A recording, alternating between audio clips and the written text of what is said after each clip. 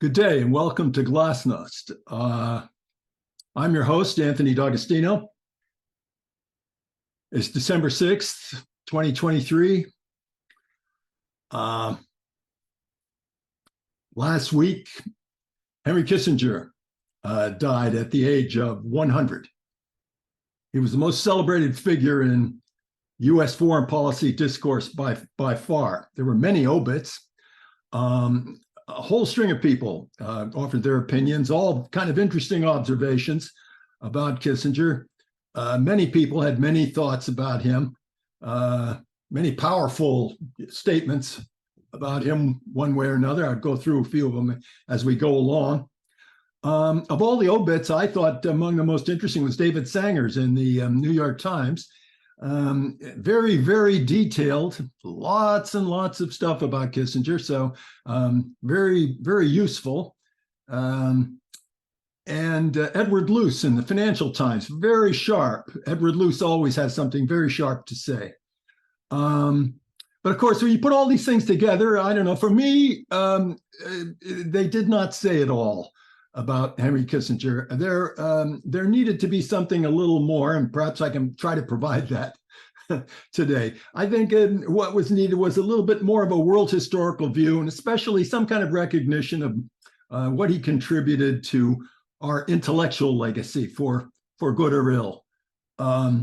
So I want to offer three groupings, three theses, well, four theses on Henry Kissinger. Things that were brought up and things that I think did not get brought up, which perhaps should have been. First, there was the attitude of most of the left commentators about him. He's a counter-revolutionary monster. And of course, there's a very considerable menu, very considerable list of events that you can cite here. And perhaps at the center of the whole thing is prolonging the Vietnam War. Which perhaps could have been negotiated. That is to say, an end to the war could probably have been negotiated in 1968 or 69, and which the Nixon-Kissinger regime prolonged until 1975 with great cost. And so as they list a series of atrocious things like that, counting him off as a counter-revolutionary monster, I suppose that stands at the center among a number of other things, but we won't go into those things. Here. Second, there was the attitude of the right that Kissinger had been the proponent of a kind of a flaccid sort of realism, as to say, a realism which was really, sissy stuff, mistaken détente, misunderstanding of what realism really means, and perhaps a distrust of the whole idea of realism, and seeing him as a kind of a naive person in a certain way with regard to this notion of foreign policy realism. There were some neglected theses, I think, about Kissinger that could have been cited. First, as the architect of a financial order, the financial order of the neoliberal era, which he had a big role in setting up. When he came to office, there was a possibility that the whole world would have been organized economically according to different principles altogether. OPEC was on the rise, and the whole question was whether to organize the world around OPEC, according to the ideas of the Algerians, which Henry Kissinger short-circuited and argued, of course, that the G7 has to come first, and then OPEC cannot be permitted to organize the world third world order. Vijay Prashad, of course, has written a good deal about this. And of course, he is very much committed to the idea that the world should have been organized around OPEC back in the 70s and should be organized around essentially a Bandung bloc of third world countries today. And of course, Vijay Prashad would say that the world is on the way to doing this. So at any rate, there's that idea. And then lastly, I think there's the notion of him as an ideological interpreter of diplomatic history, a person who taught realism, realpolitik, and words like that to the American public and made them popular and sort of served as a kind of an ideological guru, so to speak. Those are the things I think that really need to be paid attention to. It has to be remembered, I think, in the final analysis that he came to power, Kissinger did, in an era of revolution. It's in 1968, just after the Tet Offensive. Looked as if the United States was completely beaten. The US Army was going to fall apart shortly. And in 68 and 69, we had vast mutinies. The American Army was completely unreliable, very revolutionary situation. At home, there were black rebellions in the cities, and the whole country was in turmoil. There had been a wave of assassinations of all our leading figures, including the Kennedys, Martin Luther King, and others. The United States was in a very revolutionary situation. It was all capped by a run on the dollar, which started in the spring of 1968 at the time of the Tet Offensive.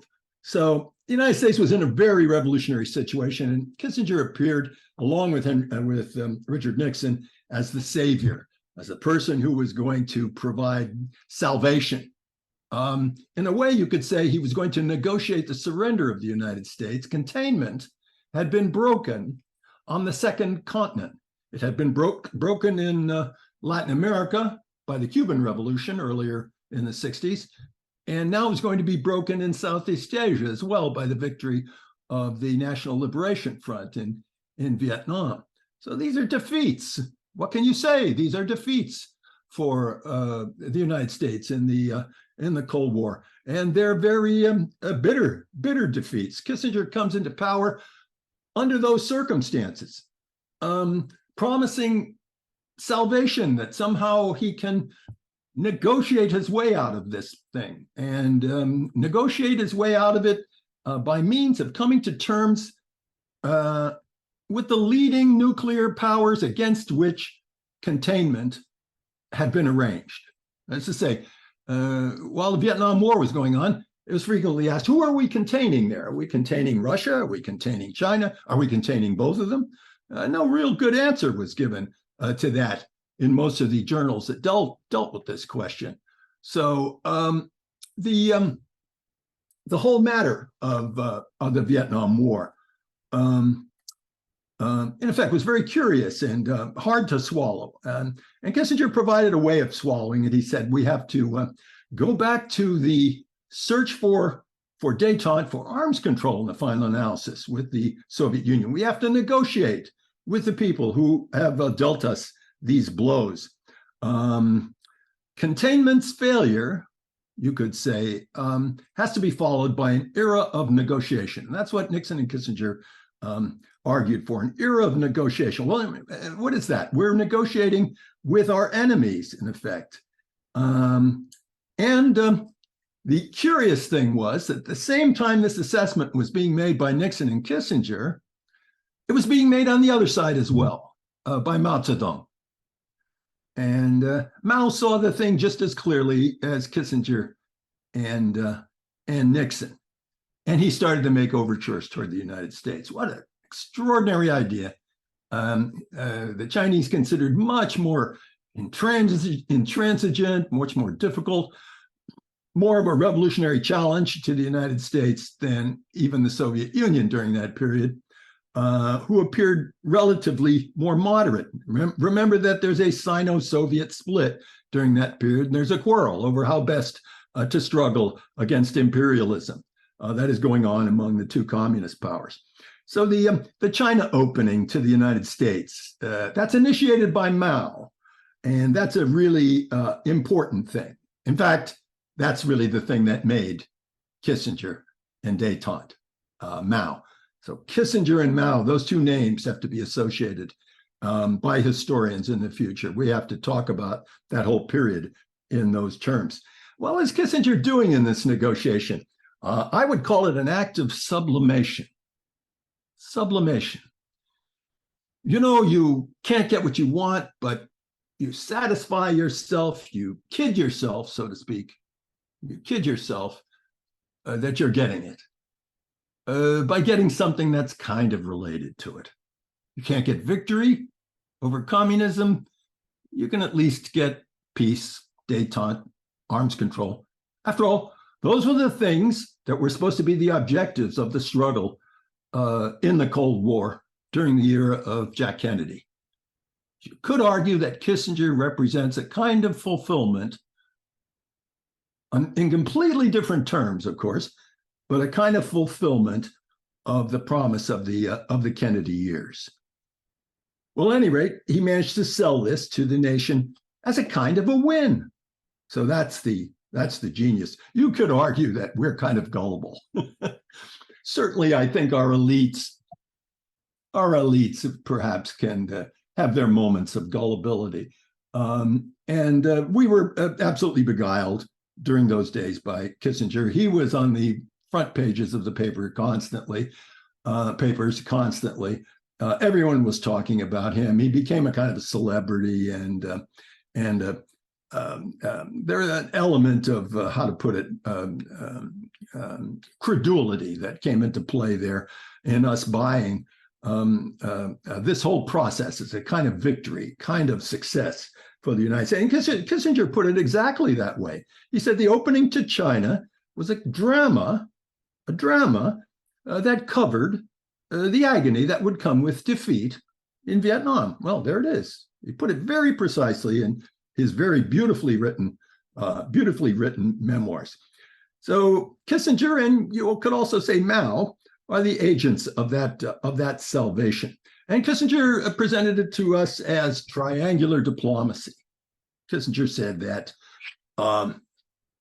both the Soviet Union and China were seeking our favor. You can't beat that in a triangular relationship.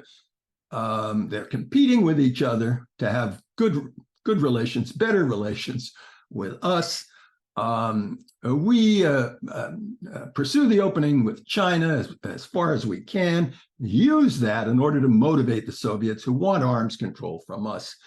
And the Soviets, threatened by the idea of a combination between the United States and China, are therefore more open to our presentations when it comes to issues of lessening of tensions, détente, and arms control and things related to that. So Kissinger sold this as a kind of a triangular diplomacy. He was the master of triangular diplomacy. And more than that, triangular diplomacy, he even said, it might give us, in the end, despite everything, a victory in Vietnam. So they prolonged, on the basis of this policy, they prolonged the Vietnam War until 1975. Kissinger sold himself as a second Metternich. So referring to Prince Clemens von Metternich, who led Austrian policy after the era of Napoleon between 1815 and 1848, counter-revolutionary through and through. Kissinger did his dissertation on Metternich, and everyone thought of Kissinger as a kind of a latter-day Metternich. And Kissinger even had to caution people that he didn't light candles to Metternich, but in a way he sort of did. He wanted to be a second Metternich. Well, Metternich was a counter-revolutionary statesman. He fought the recrudescence of the French Revolution after its defeat in various countries. That is to say, French revolutionary ideas continued to excite Europe between 1815 and 1848. Metternich fought every one of those things that came up in Spain and Naples, a number of other places. But in the end, he was run out of power in 1848. The revolution came right back. So Metternich did not achieve anything, really. We don't go back and look at the Metternich era and see that he changed history in any important way. In fact, he fought history and history won. You might say the same thing about Henry Kissinger, almost. In fact, we are almost going to say that here, but we'll say something a little bit different in about 5 minutes. I guess the first thing we have to say, though, is that all its Kissinger diplomacy did not produce what it promised. It did have a kind of success, but it did not produce what it promised. It failed. By the late 70s, you had to say the Soviets had, if not won the Cold War, at least they had broken containment on 2 continents, and it was soon going to be 3 continents. They were going to break it in Africa as well. So you could say that containment in the end was broken during the 70s. By the 70s, it was broken on 3 continents. I don't know if you could say the Soviets had won the Cold War, but there was a sense that they had really achieved a number of victories at the expense of the United States. But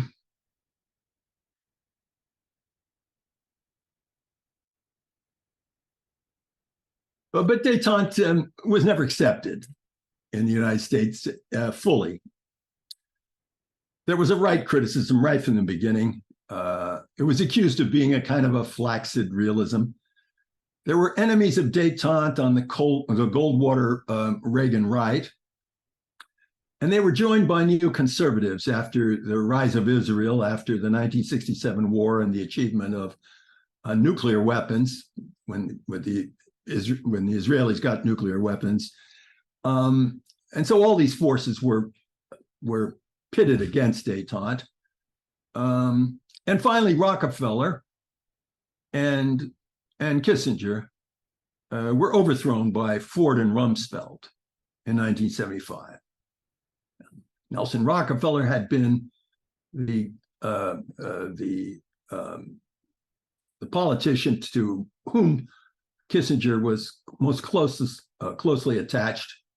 Kissinger, or I should say Rockefeller, was Kissinger's patron. And through a series of events, all the assassinations, Watergate, the resignation of the president, the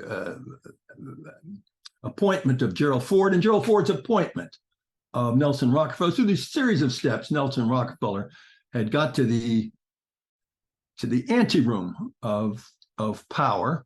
He'd got to the point where, if anything had happened to Ford, and there was even an assassination attempt on Gerald Ford, that Nelson Rockefeller would have been president without a single election. And Henry Kissinger probably would have been his Secretary of State.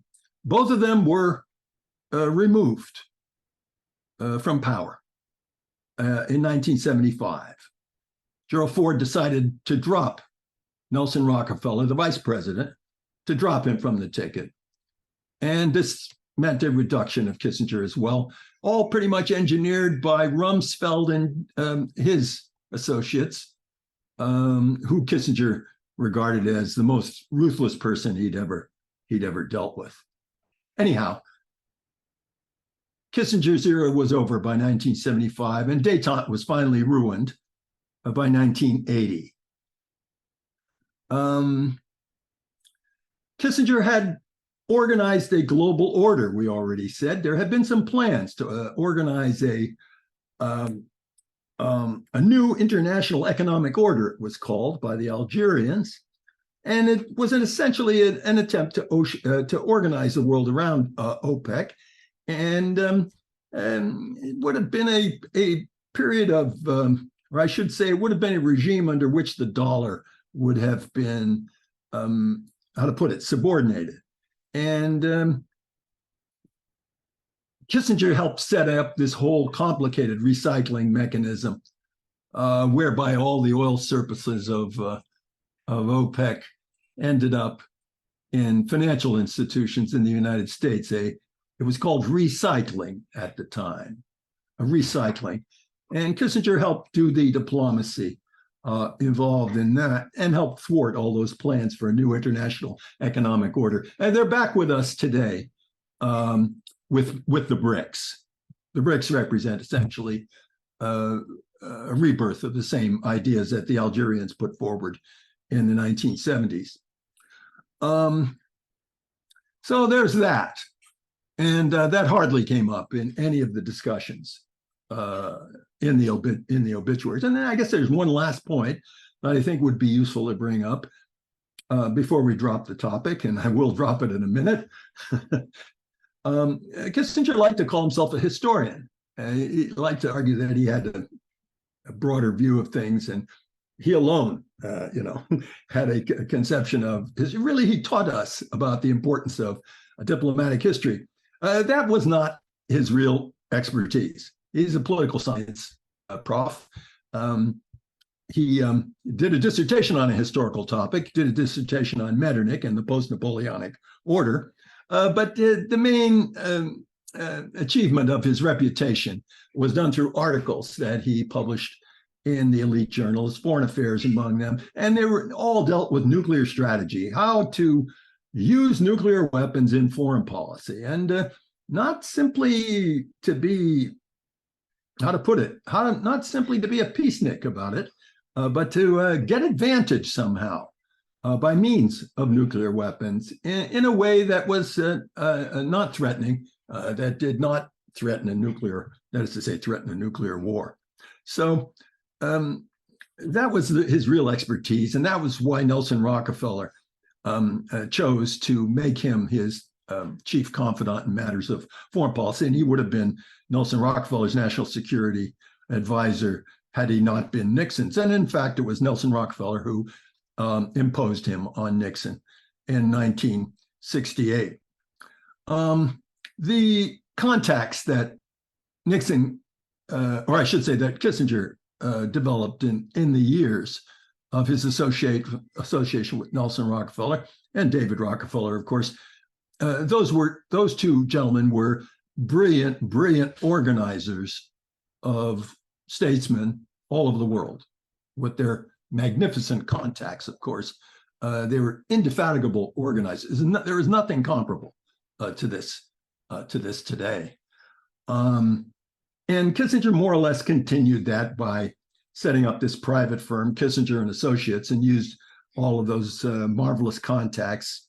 He would sell his services generally, and I think would work for anyone. And politically, I think you had to say that he would have worked for a government of Jack Kennedy's in the 1960s. He would have worked for any government. And in fact, that is not simply to call him corrupt or anything like that. It's to say that his policy was a policy that represented a kind of a bipartisan conception of national interest during that period. And this idea that the Cold War and containment of the Soviets was going to lead to arms control, that was more or less a center of gravity of the thinking of the Cold War in the early 60s. All changed by the end of the 60s, but in the early 60s, that was the idea. So you could argue that Kissinger represents a kind of continuity in that sense. Often Kissinger's name comes up alongside that of Zbigniew Brzezinski, who became the national security advisor under Jimmy Carter between 1976 and 1980. But Henry and Zbig were not really antipodes, but twins. That is to say, they seemed to be opponents. Maybe they disliked each other. It's hard to figure. They certainly were rivals. They certainly snipped at each other in various ways. And they also tried to present themselves as representing different things. You know, Kissinger tried to present himself as a person who really understood the balance of power, whereas Zbigniew Brzezinski tried to present himself as a representative of the Wilsonian tradition that the U.S. idealism had to set the tone in foreign policy. This was for show and for competition between the two of them, in my opinion. And when they both got a chance to advise presidents, Kissinger with Nixon, Brzezinski with Carter, their line was pretty much the same. They both believed in linkage. They were both kind of Wilsonians, or at any rate, they made their obeisances to the Wilsonian tradition. Neither one of these people ever understood the Soviet Union. As an interesting idea that people who were up against the Soviet Union during this whole period, you couldn't really say that either of these people knew a Bolshevik from a Menshevik. No. When you read their writings, this comes across very, very strongly. And once the Soviet Union was gone, of all things, neither one of them had any kind of perception of that. Zero. More than that, when Ronald Reagan began to realize what was actually happening in the Soviet Union during the Gorbachev years, they objected. They objected to it. So they misunderstood everything. when it comes to the fall of communism in the Gorbachev years. And in the period afterward, though, they tried to say more sensible things, but both of them were eclipsed by neoconservatism, which wanted a much more aggressive policy. And you have to say, put them both in the shadows. So what shall we say about Henry Kissinger?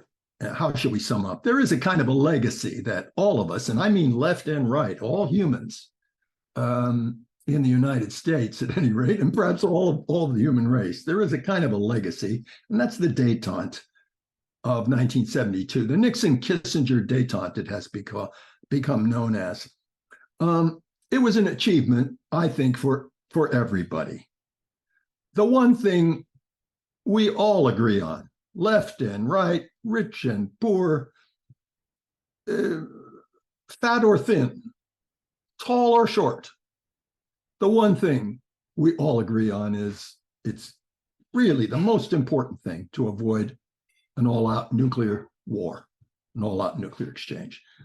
Détente has to be, that's to say, détente defined as a lessening of tensions in the nuclear field. That has to be the first desideratum of all international life. Otherwise, who knows? So détente, even though it was a kind of an ephemeral moment in the 70s, and the achievement of Henry Kissinger more than anybody else, well, Mao Zedong, Mao Zedong and Henry more than anyone else, détente has become a kind of a beacon for us.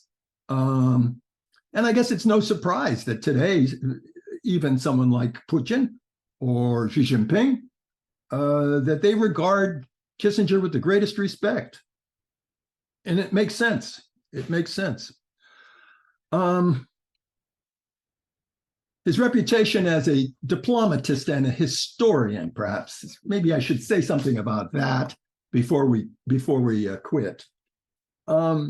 Kissinger took the view that Churchill did, that history was going to regard him well because he was going to help to write history. He did write history, and his history of the things that I've been talking about is absolutely extraordinary. He's in the category of Trotsky, writing about the Russian Revolution. If you write about the Russian Revolution, you have to start by reading Trotsky, the person who made, more than any one other person who made the Russian Revolution. You have to start there. If you want to write about World War II, you have to start with Winston Churchill's history of World War II. I mean, I'm not saying you have to end with either of these, but you have to start with them. And I think you have to say the same thing about the period we're talking about, with the writings of Henry Kissinger, the most extraordinary literary craftsman, a brilliant writer. At the time, many years ago, I did a long review of the first volume of his memoirs, 1,500 pages. My arm was sore holding this thing up. 1,500 pages, not a word in it was poorly chosen. Quite a craftsman in the category of Trotsky and Churchill, in my opinion. In terms of his theoretical conception, very, very shallow. He always attempted to make himself out to be a kind of Austrian. It was an Austrian criticism of Bismarck. Did not appreciate Napoleonic elements of Bismarck, did not appreciate the legacy, continued intellectual legacy and affiliation of ideas with the French Revolution and all the rest of that. As a kind of an Austrianism, and you see it in economics too, but we can't go into that.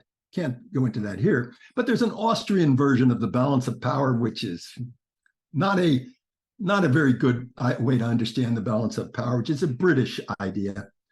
But the Austrians tried to sell the balance of power as a stability, as a kind of an aristocratic collective security, so to speak.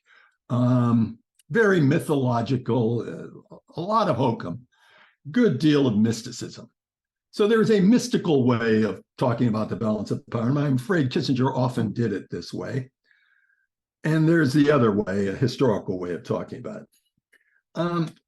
Kissinger nevertheless taught the American public a good deal about this, and had a huge impact on our thinking and on our language. We never said realpolitik before Kissinger. That word was not German. It was a German word. It was associated with Bismarck or maybe even Hitler.